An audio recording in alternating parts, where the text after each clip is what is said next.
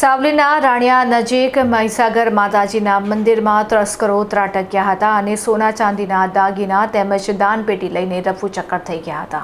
ધાર્મિક આસ્થાના કેન્દ્ર સમાન મંદિરમાં તસ્કરોએ હાથફેરો કરીને પવિત્ર સોના ચાંદીના દાગીના અને રોકડ રકમની ચોરી કરી છે।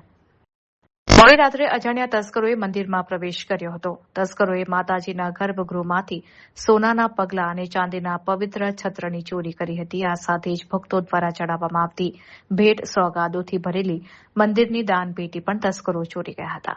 પ્રાથમિક અનુમાન મુજબ મંદિરમાંથી અંદાજિત ₹60,000 થી 70,000ની મત્તાની ચોરી થઈ હોવાનું બહાર આવ્યું છે। તસ્કરોની આ તમામ કાળી કરતૂત મંદિર પરિસરમાં લગાવેલા સીસીટીવી કેમેરામાં કેદ થઈ ગઈ છે। ભાદરવા પોલીસ મથકે આ અંગે વિધિવત ફરિયાદ નોંધાવવામાં આવી છે।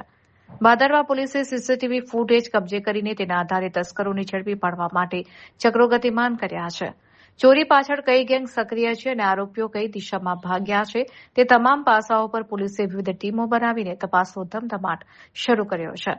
ધાર્મિક સ્થળ પર થયેલી આ ચોરીથી સ્થાનિક રહીશોમાં આક્રોશ છે અને તસ્કરો વહેલી તકે પકડાય તેવી માંગ ઉઠી છે।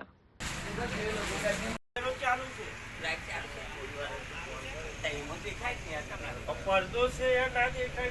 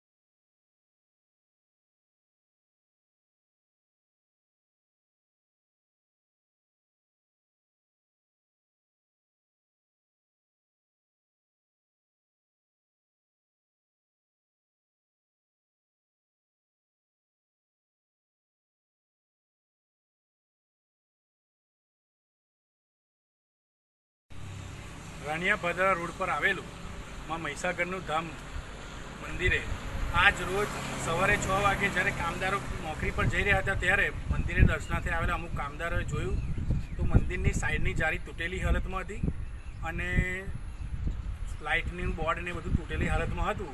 તો શંકા જતાં અમે ત્યાં તપાસ કરી હતી અને પોલીસ સ્ટેશન જાણ કરી અને પોલીસ વિભાગ દ્વારા એક જવાન આવી અને આજુબાજુ અને મંદિરની અંદર તપાસ કરી તો મંદિરની અંદર મહીસાગરના મંદિરની અંદર ચાંદીની અમુક રકમો, ચાંદીની વસ્તુઓ અને રોકડ રકમ ગાયબ થયેલી છે। એટલે અમારું અંદાજિત એવું છે કે રાત્રિના સમયે ચોરોની ટીમ ત્રાટકી અને સાઈડની જારી ધડધડ હથિયારથી તોડી અને ત્યાંથી પ્રવેશ કરેલો છે અને જે રકમ ગઈ છે એમાં ચાંદીના છત્ર છે, દાનપેટીની રકમ છે, એવી નાની મોટી ચોરી થઈ છે। તો અમારે તંત્રની એક જ માંગ છે કે આના પર અમારે વહેલી તકે પોલીસ દ્વારા ચોરોને જેલના સળિયા પાછળ નાખવામાં આવે અને આ જ ચોરી અમારી બીજીથી ત્રીજી વાર મંદિરે થઈ છે।